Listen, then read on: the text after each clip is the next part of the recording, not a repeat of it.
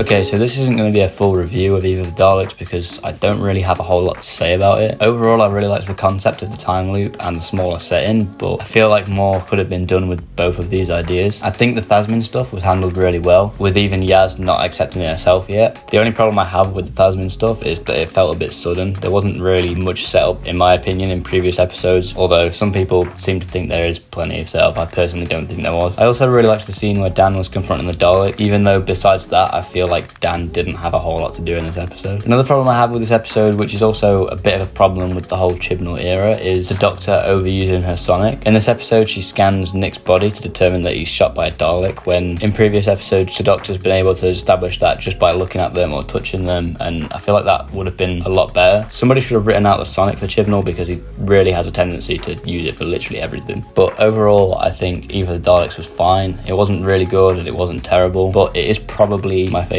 of the Dalek trilogy. But with all that being said, there is one big problem with this episode, and that is the Daleks' inconsistent aim. Just to preface this, if the issue of plot armor doesn't take you out of the episode, that's absolutely fine, but just don't try and convince the rest of us that we shouldn't care about it. If it takes us out of the episode, it takes us out of the episode, and it definitely does for me. So plot armor is when a main character is allowed to survive a dangerous situation because they are needed for the plot to continue. Now, this can be done in clever ways. For example, the main character actually using their skill or something else to survive a situation that doesn't seem possible to survive. But in the Chibnall era, the characters tend to just survive unsurvivable situations by the villains inexplicably missing their shots. This problem was first brought up in War of the Sontarans in Flux, when the Sontarans are missing their shots on Dan from not very far away. And back then, it didn't really bother me, but it also happens a couple times in Eve of the Daleks, which is just a single episode. And the main problem is this episode is set in confined corridors, which should make it really difficult for the Daleks to be able to miss a shot on any of the characters. I find this a problem because it really lowers the stakes when the characters are able to survive situations that they shouldn't have survived, and it just makes you feel like they can survive anything. On Twitter, Mr. TARDIS says Eve of the Daleks is one of the most counterintuitive stories to levy the plot armor criticism against, because the Daleks successfully kill all 5 protagonists 7 times. And although that is true, I personally still think the plot armor discussion is important for this episode. If anything, the fact that the Daleks successfully kill the protagonists 7 times actually makes this problem worse. The Daleks could kill the characters 100 times in this episode, and I would still think these moments of plot armor are bad. In isolation, these moments suck, and in context, these moments also suck. The context doesn't matter because either way, the characters are still surviving a situation that shouldn't be survivable. And as I said, the fact that the Daleks kill the protagonists 7 times actually makes the problem with plot armor even more important in this episode, because the Daleks are shown to be both capable killer machines and also completely incompetent shots in the same episode. You can't have the Daleks be easily killing characters throughout the whole episode until Chibnall needs the characters to survive an unsurvivable situation. The annoying thing about this is there's a really easy fix to this problem. Either you don't write characters in situations they shouldn't be able to survive in the first place, or you write the characters out of these situations in creative ways that isn't just using luck or the enemy missing an easy shot. So although this isn't really a big deal, it's something that could easily be worked around during the writing process. And for me, it'd make the enjoyment of episodes a lot easier because I wouldn't be constantly taken out of the episode every time an enemy inexplicably misses their shot. Like I said earlier, there's a lot of people who are annoyed that this discussion happens, and for them it's just a case of it doesn't take them out of the episode, and that's absolutely fine. But for the rest of us, it definitely takes us out of the episode. So I don't think we should be told it isn't a problem, because for us personally, it takes us out of the episode. Anyway, with all that being said, I'm really excited for Legends of the Sea Devils. It's another historical episode that's making use of history that people don't really know a whole lot about. I don't know a lot about this particular person that is focused on and this particular piece of history that is focusing on. As well as this is bringing back the Sea Devils, who, although I haven't actually seen any episodes with them in it before, they're a character that I've been confused at why they haven't been brought back at all in New Who, especially considering the Silurians have been in it for quite a few episodes. And I think the design of the Sea Devils from this teaser looks really good. Their mask is just a slightly updated version of the classic Sea Devils, and there's clearly some CGI or maybe even animatronics being used in their masks to make them blink and stuff like that and emote, and I think it looks really good. As well as this, Legend of the Sea Devils is going to be co-written by Ella Rhodes, so it might not suffer from the same Chibnallisms as some of the other episodes. So yeah, overall, I thought Eve of the Daleks was fine, although it definitely had a lot more potential, and I'm excited for Legend of the Sea Devils. Thanks for watching.